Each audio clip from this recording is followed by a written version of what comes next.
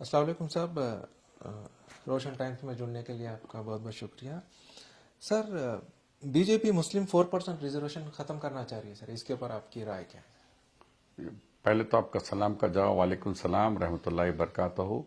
और आपके देखने वाले तमाम खारीन को ईद ज़ुहा की मुबारकबाद देते हुए आपका सवाल बहुत बेहतर है रोशन साहब कि बीजेपी के हाल ही लास्ट मंथ हमारे देश के वज़ीर दाखिला यानी होम मिनिस्टर अमित शाह जी ने आकर कहा था कि अगर यहाँ हमारी सरकार बनेगी बीजेपी की तो हम 4% मुस्लिम रिजर्वेशन कोटा जो है हम उसको बर्खास्त कर देंगे।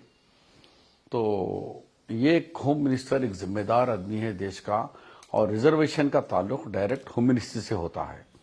तो उस बयान के ऊपर मैंने भी अपना बयान दिया कि राइट नाउ ये जो 4% मुस्लिम रिजर्वेशन कोटा सुप्रीम कोर्ट में पेंडिंग है। सुप्रीम कोर्ट के अंदर कॉन्स्टिट्यूशन बेंच पे पेंडिंग है, 5 जजेस बैठना पड़ेगा।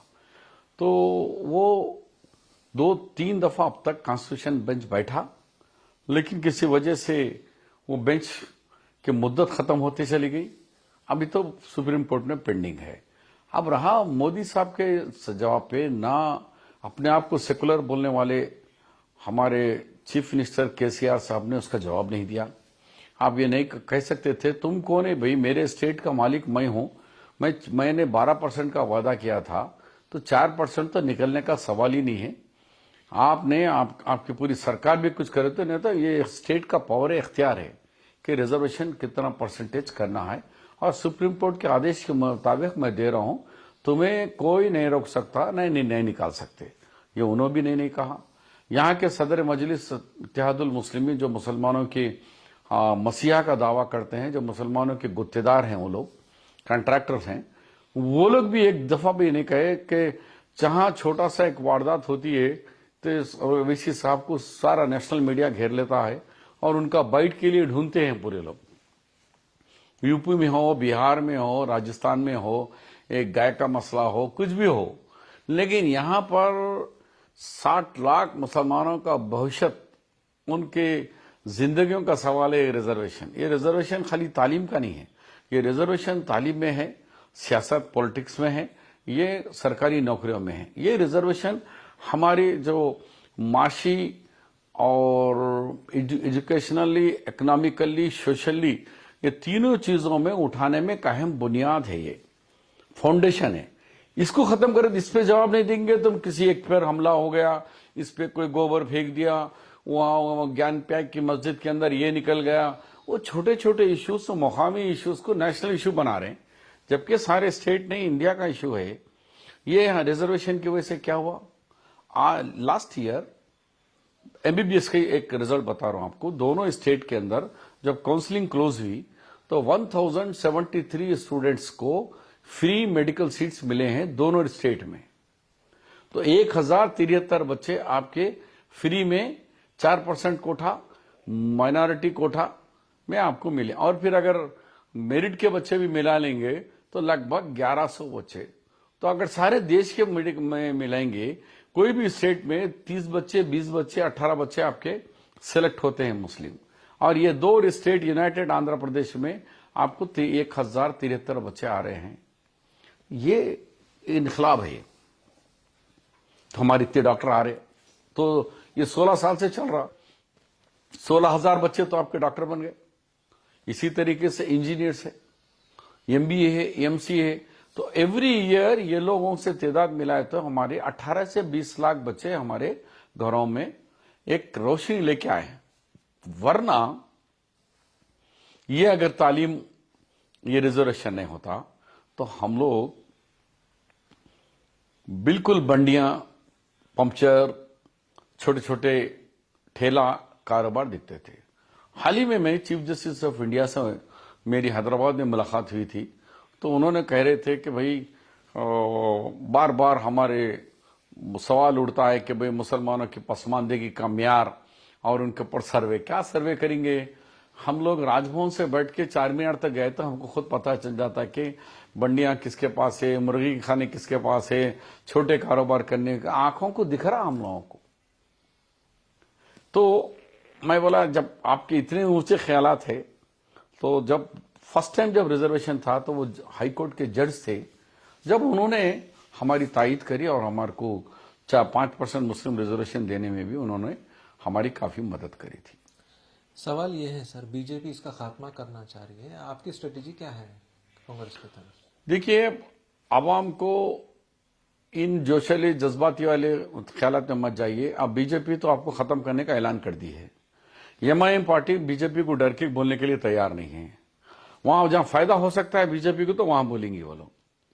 केसीआर साहब भी बोलने के लिए तैयार नहीं है कि सब मसाइल पे बोल रहे हैं केसीआर, लेकिन रिजर्वेशन को अब तक छिया नहीं, क्योंकि इन्होंने खुद 12%, 4 महीने में मैंने मुसलमानों को 12% रिजर्वेशन दूंगा।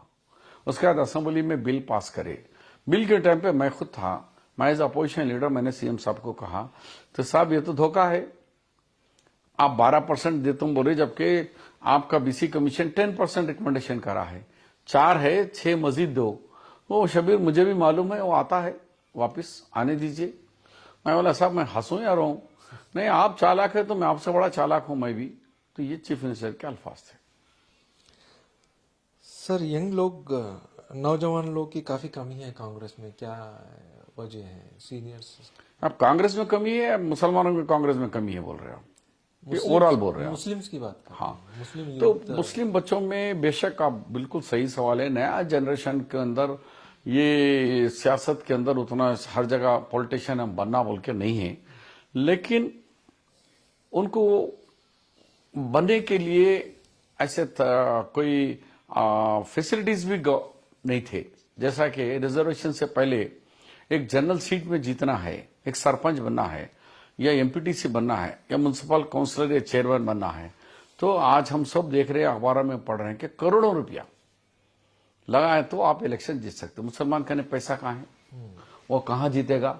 लेकिन अब ये हो रहा है कि 4% रिजर्वेशन के अंदर मुसलमानों को बीसी मिला देने से अब मुसलमान जितने बीसी सीट हैं उस पे मुसलमान कॉन्टेस्ट कर रहा है। अब मैं जहां मेरा फार्म हाउस है, खेत है, शिवनूर विलेज है, वो विलेज का सरपंच पत्थर फोड़ने वाले तुर्का काशेवड़ साहब हैं, उन्होंने रुकनुद्दीन, एक भाई सरपंच बना, एक भाई एमपीटीसी बना, सऊदी से पैसे कमा के लाए थोड़े लोग, बोले कि भाई बीसीए, चलो ठहरो, तो बन गए। अगर ये बीसी रिजर्वेशन नहीं होता तो आप सरपंच नहीं बन सकते थे।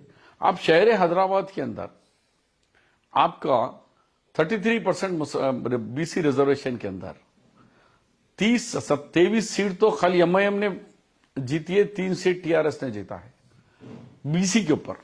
जहां मुस्लिम कसीर आबादी को आप बैकवर्ड क्लास के अंदर आ गया हो, तो बीसी में मुसलमान तो ओसी था पहले, लेकिन अब मुसलमानों को बीसी में मिलाने से कांग्रेस पार्टी वहां जो 23 सीटें जीत के आए कारपोरेशन के डिवीजन प्रेसिडेंट्स, वो सारे कांग्रेस की देन है। कांग्रेस अगर रिजर्वेशन नहीं लाती तो वहां भी चुन चुन के गैर मुस्लिम भाई को लाके खड़ा करना पड़ता था मुस्लिम वार्ड्स के अंदर, मेजॉरिटी के अंदर।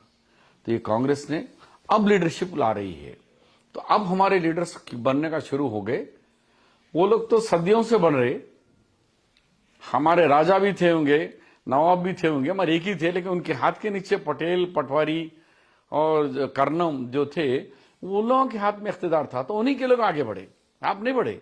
आपको सरकारी नौकरी छोटी दे दिया, आपको पेशी के अंदर दे दिए, आप उसी में खुश हो गए, लेकिन बिजनेस में, जिरात में सारे वो लोग थे। आज हम कांग्रेस में खास तौर पर राजशेखर रेड्डी और शब्बीर अली, मेरी वजह से हम जो सोच के लाए कि मुसलमानों को तालीम के हटके हम लोकल बॉडी इलेक्शन में भी दिए। अब मार्केटिंग कमेटी के अंदर एक मुस्लिम को अपॉइंट करना जरूरी है, कोऑपरेटिव सेंट्रल बैंक के अंदर एक मुस्लिम को कोऑपरेट करना है, म्युनिसिपल कॉर्पोरेशन के अंदर 2 कॉर्पोरेटर को अपॉइंट करना है, म्युनिसिपैलिटी के अंदर 2 लोगों को appoint as a corporation member लेना है, जिला परिषद में यानी मंडल, जिला, कॉर्पोरेशन, मार्केटिंग कमेटी, कोऑपरेटिव, हर सेक्टर में हम 1 से 2 नुमाइंदों को चुन के लेके आना, ढूंढ के। उनको तो पहली दफा किसी को ला लेंगे मासूम को, बाद में उसको शौर आएगा कि अरे 5 साल जब देखेंगे भाई जिला परिषद कैसा चलती है, तो उसके बाद उसकी नॉलेज होंगी, उसके आने वाली जनरेशन में या उसके खानदान के लोगों में एक सियासी शौर आ गया। मुसलमानों में सियासी शौर की बहुत कमी है। सर, आईपीएस के बच्चे आईपीएस आर्मी ऑफिसर्स के बच्चे आर्मी ऑफिसर्स बन रहे हैं, पॉलिटिशियंस के बच्चे बिगड़ रहे हैं सर, इसकी वजह क्या है? ऐसा कुछ नहीं है। आप देखिए कि पॉलिटिशियन के बच्चे, हर जगह पॉलिटिशियन के बच्चे मेजॉरिटी में आ रहे हैं। अभी हाल ही में देखो, वो नेल्लूर में गौतम रेड्डी का मर गए तो उनका और एक भाई को लाके खड़ा करके जीत गए। राजशेखर रेड्डी आए, उनका बेटा जगन बन गया। चंद्रबाबू आए, उनका बेटा आ गया। ओवैसी साहब गए तो बैरिस्टर साहब आ गए। उन गए तो उनके बच्चे तैयारी के लिए आ रहे हैं। ऐसा नहीं बोल के नहीं है, जिसको सियासी शऊर है उनके बच्चे आ रहे हैं। लेकिन मैं पहले ही बता चुका हूं कि हम महदूद एरिया में ही जीत सकते हैं मुसलमान। जब मुसलमानों की अक्सरियत होती है वहीं जीते। नॉन अक्सरियत मुस्लिम एरिया में एक मुसलमान का जीतना हिमालय की चोटी सैर करने के बराबर है। जैसा कि मैं हूं, मेरी कामारेड्डी कॉन्स्टिट्यूंसी के अंदर सिर्फ 9% मुसलमान हैं, 91% मेरे पास गैर मुस्लिम भाई हैं। उनके एरिया में मैं जाके लीडरशिप करना, तो खरबूजे पे चाकू पे गिरा तो खरबूजे की मौत है, खरबूजा अगर चाकू पे गिरा तो मौत है। मैं इधर की भी कर रहा तो मुश्किल है, उधर की भी कर रहा तो मुश्किल। उसके बावजूद भी मैं 2004 में पूरे मुत्तहदा आंध्र प्रदेश के 292 सीटों में हाईएस्ट मेजॉरिटी 53,000 वोटों से जीतकर आया। मैं हारा तो भी 3-3 हजार से हार रहा हूं, और जीता भी तो हजारों के वोटों से जीता। तो इसमें मैं एक सिंबल ऑफ सेकुलरिज्म हूं कि हिंदू भाई के वोटों से मैं जीतकर आपका मुस्लिम रिजर्वेशन के लिए मैं कुर्बानी दे रहा हूं।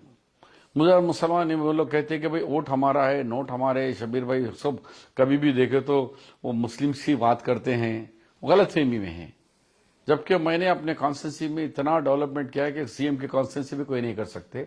ऐसे ऐसे प्रोजेक्ट्स लाया हूं मैं कि तेलंगाना में एक ही कॉलेज है डेयरी टेक्नोलॉजी, वो सिर्फ कामारेड्डी में है। एक ही है डेयरी टेक्नोलॉजी, एक तिरुपति में, एक कामारेड्डी में। स्टेडियम तेलंगाना में ऐसा बनाया कि डिस्ट्रिक्ट हेडक्वार्टर निजामाबाद में नहीं है, वैसा कामारेड्डी का stadium, Indira Gandhi stadium, park. पानी ऐसा लाया हूं कि गोदावरी, जैसा कृष्णा का पानी हैदराबाद आ रहा, गोदावरी का पानी कामारेड्डी को आ रहा। लोग बोले, खुद सीएम बोले, एक तालुके को 240 करोड़ रुपया देकर पानी का इंतजाम लाना ये कोई मामूली बात नहीं है। पावर है, हर एक दो गांव को मिलाकर एक पावर स्टेशन है मेरे पास। कोई करंट की 30 साल तक पावर का कोई शॉर्टेज नहीं रहेगा, और लो पावर नहीं रहेगा जिससे आपके ट्रांसफार्मर्स जलेंगे या आपके घर के लाइटिंग एसी वगैरह नहीं जल पाएगा। तो हमने इतना दूर का मैंने काम किया है। इसके बावजूद भी हारने की वजह बताया मैं कि वजूहत में नॉर्थ तेलंगाना सबसे बड़ा हमारी कथा कि वहां के लोग तेलंगाना के लिए फाइट करें। कुर्बानियां भी तेलंगाना में, नॉर्थ तेलंगाना यानी आदिलाबाद, निजामाबाद, करीमनगर और part of the Warangal, part of the Medak. ये इतना हब था। यहाँ बीड़ी मजदूर बहुत ज्यादा हैं। ये बीड़ी मजदूर भी तेलंगाना होना था। वो लड़ाई में मैं हारा। मेरे साथियां पूरे 25, 30, 40 हजार से हारे। मैं 2 दफा भी 3,200, 3,400 से हारा। यानी 1700 वोट अगर मेरे को आ जाते तो मैं जीत सकता था। सर, मौजूदा हालात में कौन ताकतवर है? टीआरएस है, बीजेपी है या कांग्रेस है सर? देखिए, कांग्रेस का परसेंटेज आप 2018 में भी देख लीजिए, 19 पार्लियामेंट में भी देखिए, हम ही आगे हैं। और आज इलेक्शन आज भी लगाएंगे हम, किसी हाल भी 50 से 60 सीटों पे हम आज भी हमारा दबदबा वजन है। लोग 8 साल देख लिए हैं, बीजेपी की सरकार में देख लिए कि कल 50 रुपए फिर आपके गैस सिलेंडर, पकवान गैस सिलेंडर की कीमतें बढ़े। औरतें मर्द बहुत ही नाराज है। अब चंद फंडामेंटल नौजवान बच्चे जो मोदी के फैन हैं, अब यहां तेलंगाना का था, पहली दफा केसीआर बंगारू तेलंगाना बोले तो सोना तो 70,000 रुपए तोला हो गया। तो ना सोना में किसी को मिला, घर घर नौकरी, ना किसी को नौकरी मिली, ना 12% मुस्लिम रिजर्वेशन आया, ना ट्राइबल को 12% ट्राइबल को रिजर्वेशन आया, ना 3 एकड़ जमीन किसी को आई, ना दलित चीफ मिनिस्टर बना, ना किसी की माशी हालत अच्छी हुई, ना कॉलेजा खुले। हम 56 इंजीनियरिंग कॉलेज दिया मेरे दौर में, अब जाके 11 बज गए, पूरे बंद हो गए। ना फीस रिएम्बर्समेंट आ रहा है, ना स्कॉलरशिप आ रहा है, ना ओवरसीज स्कॉलरशिप आ रहा है। उर्दू अकादमी बंद हो चुकी है, उर्दू कंप्यूटर सेंटर्स बंद हो चुके हैं। मुसलमानों के लिए एक भी वायदा पूरा नहीं हुआ। अजमेर शरीफ में रुबात बनेगा, नहीं बना। जहांगीर पीरा दरगाह शरीफ के ऊपर 100 एकड़ का बना, नहीं बना। मुस्लिम कल्चरल सेंटर बनेगा जुबली हिल्स के अंदर, नहीं बना। लेकिन हर असेंबली के अंदर अकबरुद्दीन ओवैसी चीख चीख के बोलते हैं कि हुकूमत ये नहीं करी, फिर आखिरी दिन फिर रिवर्स, वाह रे वाह चीफ मिनिस्टर जिंदाबाद, वाईएसआर केसीआर जिंदाबाद बोल देते हैं। मामला टाई टाई फिश। अपोजिशन का रूल उन्हें अदा करते हैं और डब्बा मारने का रूल भी उन्हें अदा करते हैं। मुसलमान बोल रहे हैं कि ये क्या है, पहले दिन हुकूमत के ऊपर तनखीद, तीसरे दिन हुकूमत की तायीद, वाह वाह वाह वाह, उनके जाती काम है, कर लेते, खत्म हो गया। तो इसलिए ये हुकूमत से वजन है। लेकिन लोग इंतजार कर रहे हैं कि कब इलेक्शन डिक्लेयर होगा। आज हम गांव में रचा बंडा हमारा इतना कामयाब जा रहा है, वरंगल के रैतू डिक्लेरेशन के बाद अब लोग आके सवाल करके पूछना सीख लिए हैं। कल तक ये डर रहे थे हमारा पेंशन कैंसिल कर देगा, हमारा रैतू बंधु नहीं आएगा, या हमारे को राशन कार्ड निकाल देगा। ये डर था लोकल लीडर्स, डरा रहे भी थे पुलिस के जरिए। पुलिस तो उनकी घर की पुलिस बन गई थी। वो पुलिस नहीं है, वो घर के लोग बन गए थे। प्राइवेट आर्मी ऑफ केसीआर की हो गई थी वो। लेकिन अब उसमें भी तब्दीली आई है। लोग सोचने पे मजबूर हो गए कि गलत हो रहा है। अब सड़कों पे आ रहे हैं, वो लीडरों को पूछ रहे हैं कि परसों आप देखें कि वरी डाले तो उरी, यानी धान डालेंगे तो हम फांसी देंगे। उसके ऊपर किसान उड़ गया। जो केसीआर की बात सुने वो अपनी जमीन को भीड़ रखा, यानी खाली रखा। हमारी बात रेवंत रेड्डी साहब कामारेड्डी आके ऐलान करे कि भाई मैं गर्दन पकड़ के झुका के आपका धान खरीदने लगाऊंगा, आप डालिए। बोले जो डाले वो खुशियां मनाए, धान खरीदे उनका, जो नहीं डाले रो रहे। तो इस तरीके से प्रोजेक्ट से अभी मेरे को फोन आया, कड़म प्रोजेक्ट खतरे में है, श्रीराम सागर खतरे में है, नागार्जुना सागर के बारे में भी ऐसी रिपोर्ट्स है। यानी जितने पुराने प्रोजेक्ट से केसीआर उस पर रुपया खर्च करने के तैयार नहीं है। ऐसा प्रोजेक्ट बना रहे कालेश्वरम प्रोजेक्ट के ऊपर और नए प्रोजेक्ट के ऊपर जो कमीशन के लिए है, लेकिन पुराना प्रोजेक्ट खतरे में है। और इतना है कि इनके सारे टीएमसी वाटर मिलेंगे तो पूरा आपका कालेश्वरम प्रोजेक्ट का 20 टीएमसी वाटर है, जबकि हमारा एक श्रीराम सागर यानी पोचमपड़ 90 टीएमसी वाटर का है। निजाम सागर आपका 29 टीएमसी वाटर है। ऐसे बड़े बड़े प्रोजेक्ट मानेर है, सिंगूर है, अली सागर है, सब कुछ छोड़ दिए। खाली वो उनके डिस्ट्रिक्ट, उनका मेदक को पानी आना, उनके फार्म हाउस को पानी आना, उनके एरिया को पानी आना। बाकी के शहर पूरे पुराने 9 अजला में कहाँ है पानी? गोदावरी का पानी हैदराबाद को लाने का राजशेखर रेड्डी साहब, मैं इंचार्ज हैदराबाद मिनिस्टर, हमारा कारनामा है। मेट्रो रेल हमारा कारनामा है। ओआरआर हमारा कारनामा है। पीवी नरसिम्हा राव फ्लाईओवर हमारा कारनामा है। क्या बनाया उन्होंने? एक फ्लाईओवर नहीं बना सके। बोले कि हम कंटोनमेंट से स्काई वो बना देंगे, ये फ्लाई बनाएंगे, कुछ नहीं, सब वादे हैं। सर महाराष्ट्र में जो तख्ता पलट हुआ है तो क्या उसके असर यहाँ भी देखे जा सकते हैं कि आगे चल के? अब यहाँ तो मुश्किल है तख्ता पलट होना, लेकिन कुछ भी हो सकता है। बीजेपी का तो उनका बुनियादी इसी पे है कि तख्ता पलट। अभी भी 9 रियासतों की उनकी 8 साल हुकूमत में 9 रियासतों में हुकूमतें गिराए हैं।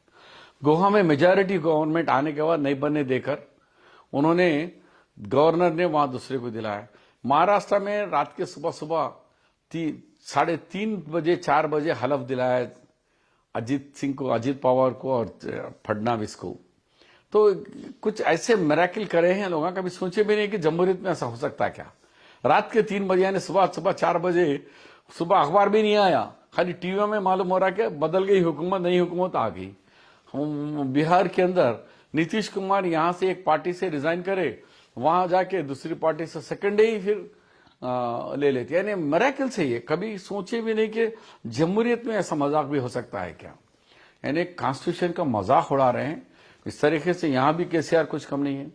2014 में उनको 60 एमएलए जीते, उन्होंने मेजॉरिटी आई उनको। मगर उन्होंने आते पहले बीएसपी को तोड़ा, कांग्रेस को थोड़े तोड़े, टीडीपी के 15 तोड़ दिए पूरे, और एक मिनिस्टर को तो तलसानी श्रीनिवास टीडीपी में ऑफिशियल 1 साल तक रहते हुए 1 साल मिनिस्टर भी है। तो ये तो कॉन्स्टिट्यूशन का मजाक है। और स्पीकर साहब 1 साल से उसकी सुनवाई नहीं करे। तो ये दोनों भी यानी जमहूरियत और कॉन्स्टिट्यूशन का मजाक बीजेपी और केसीआर के पास ये लोगों को डिक्टेटरशिप है, हम जो बोले वो हो जाना। इनके नजदीक पार्लियामेंट, असेंबली और इनके एमपीस, एमएलएस को कैसे खरीदना देखना है। और 50 कांग्रेस की पार्टी 135 साल पुरानी है, अभी तक हमारे को डिस्ट्रिक्ट हेडक्वार्टर नहीं है। यहाँ पे गांधी भवन ट्रस्ट है, किराए की बिल्डिंग में है, हमारे को एक बिल्डिंग तक नहीं है। केसीआर साहब के सिर्फ 5 साल दौर में उन्होंने हर डिस्ट्रिक्ट में एक ऑफिस बनाया, बिल्डिंग। उनका एक अंग्रेजी अखबार है, तेलुगु अखबार है, एक टी चैनल है, और हर जगह बड़े हर डिस्ट्रिक्ट के है, और 2,800 करोड़ रुपए का संपत्ति भी डिक्लेयर कर दिया उन्होंने। The richest party in the regional party में सबसे रिचेस्ट पार्टी है। बीजेपी भी आकर 8 साल के अंदर richest party in the country बन गई। और 138 साल पार्टी अभी भी कोई ना दिल्ली में नहीं है ना हैदराबाद में नहीं है। हेड ऑफिस हमारा जाती बिल्डिंगा नहीं, किराए के और गवर्नमेंट के दिए से बिल्डिंगों में हमारा चल रहा। तो बताओ करप्शन का क्या लेवल है। सो इसका मतलब कांग्रेस से ज्यादा वो लोग ताकतवर हैं, तो फिर आप कैसे इससे लड़ेंगे सर? आवाम की ताकत के सामने श्रीलंका का मिसाल आपके पास है, पूरा खानदान। अभी आप निजी गुफ्तगू में कह रहे थे कि भाई प्रेसिडेंट भी उनका भाई, वाइस प्रेसिडेंट उन्हें, उनका भाई वजीर आजम, एक भाई फाइनेंस मिनिस्टर, एक भाई डिफेंस मिनिस्टर, एक भाई उसके बावजूद भी लोगों ने उनका तख्ता पलट दिया। यहां भी देखिए आपके गद्दाफी हो या इराक में हो, डिक्टेटरशिप का खात्मा आवाम ही कर दी। तो यह भी वक्त आएगा बहुत जल्द, नए रक्षण में मरकज का भी तख्ता पलटेंगे, यहाँ का भी तख्ता पलट होगा। शुक्रिया शबीर अली साहब, आपसे जुड़ना, बहुत शुक्रिया, चैनल के साथ जुड़ने शुक्रिया। Thank you.